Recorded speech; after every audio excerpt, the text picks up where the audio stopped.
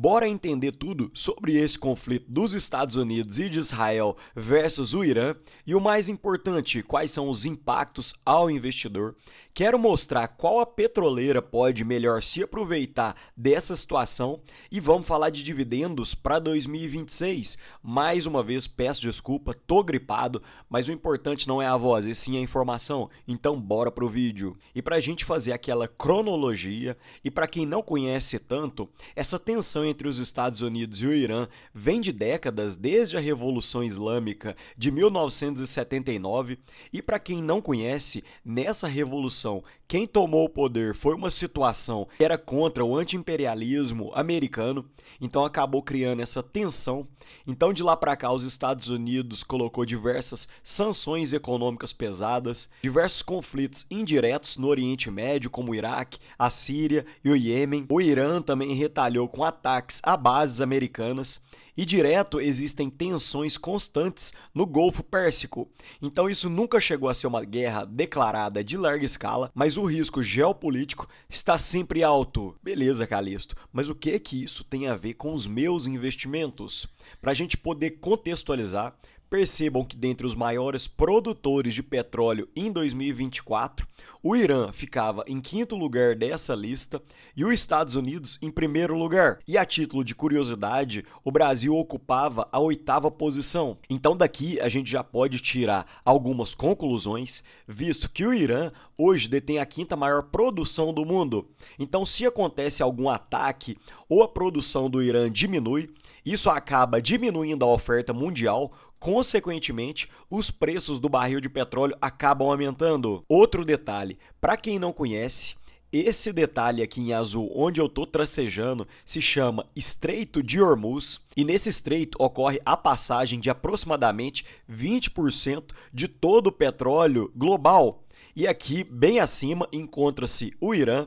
A Arábia Saudita encontra-se abaixo, enquanto Israel fica um pouco mais próximo do Ocidente. Beleza, Calixto, até essa parte eu já entendi. Mas por que você está falando sobre esse estreito?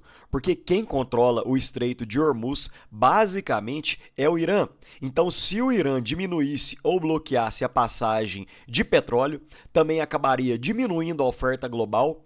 Consequentemente, os preços poderiam também aumentar de valor. Então essas são algumas nuances que eu quis explicar primeiramente desses primeiros ataques, o porquê que o investidor poderia se programar e o que está acontecendo. Então percebam que o investidor, muitas vezes, ele se adianta na ocasião. Então ele não espera o fato realmente acontecer, ele tenta adiantar movimentos. E de sexta para sábado, quando ocorreu o ataque, até hoje que eu estou gravando o vídeo na noite de segunda-feira, dia 2/3, o petróleo teve uma alta de 7% em apenas 2 ou 3 dias. Isso vem justamente do investidor tentando adiantar algum movimento de fechamento do Estreito de Hormuz ou da diminuição do petróleo, da produção do petróleo do Irã. Outro detalhe, muita gente não conhece, mas na foto abaixo encontram-se os países do Oriente Médio, e o Oriente Médio não é exatamente uma linha geográfica, é apenas uma convenção que foi feita sobre alguns países. E algumas pessoas acabam colocando o Egito dentro dos países do Oriente Médio e algumas convenções não colocam.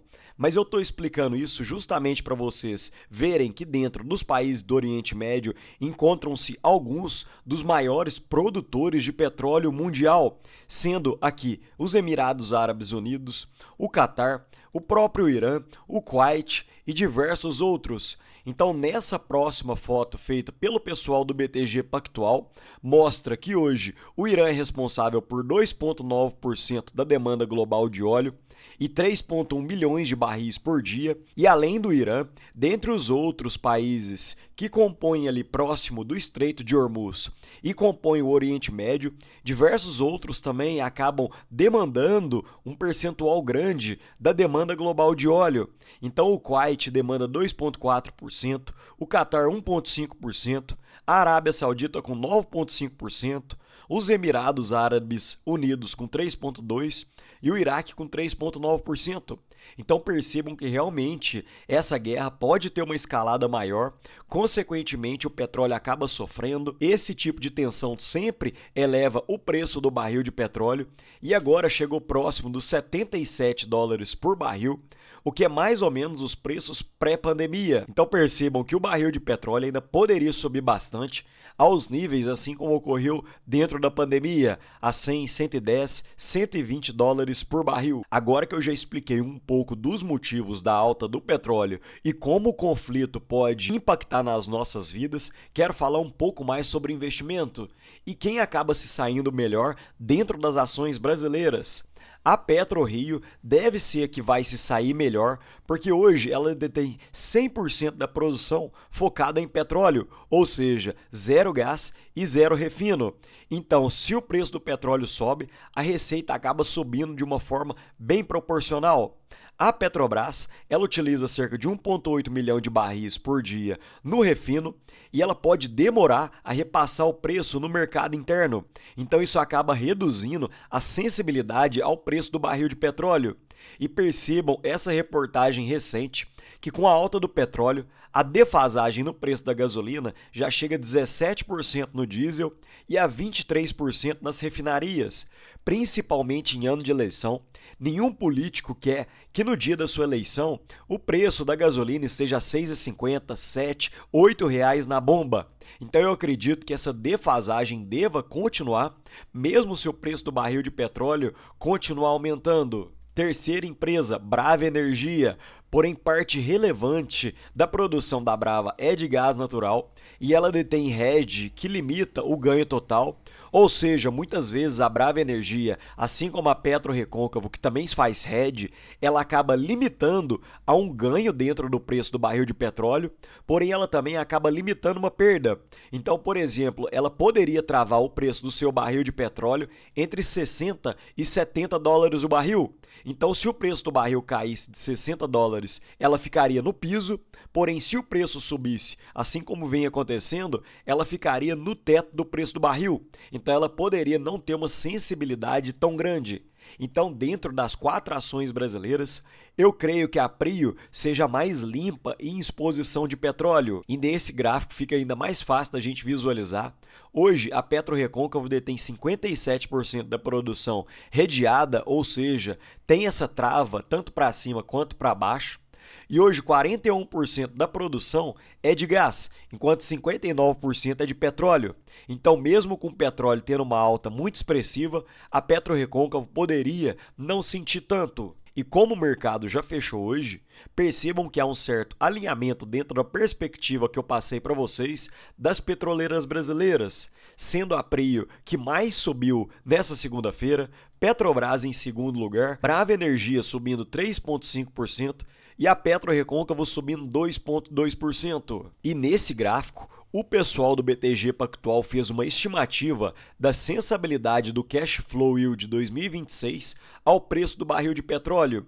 Porém, apenas para poder explicar, esse fluxo de caixa livre ao acionista é basicamente o caixa depois que sobra, depois dos custos, investimentos e da dívida paga. Então esse dinheiro pode acabar virando dividendos, recompras ou pode reduzir a dívida. Então basicamente dentro do preço de barril de petróleo entre 75 e $80, a Prio poderia ter um dividend yield entre 25 e 27%, enquanto a Petrobras poderia ter um dividendo entre 11% e 13%, a Brava Energia de 16% a 23% e a PetroRecôncavo entre 17% e 21% de fluxo de caixa yield, podendo, consequentemente, se a empresa quiser, acabar virando dividendo na mão do acionista. E, infelizmente, apenas a PetroRecôncavo nos coloca esse slide que nos mostram a sensibilidade do fluxo de caixa operacional da Petrobras, tanto ao Brent, ou seja, ao preço do barril de petróleo, quanto à cotação do dólar. Então aqui a gente já consegue fazer algumas projeções. Então, a cada $10 do preço do barril de petróleo, há uma sensibilidade no fluxo de caixa operacional de 5 bilhões.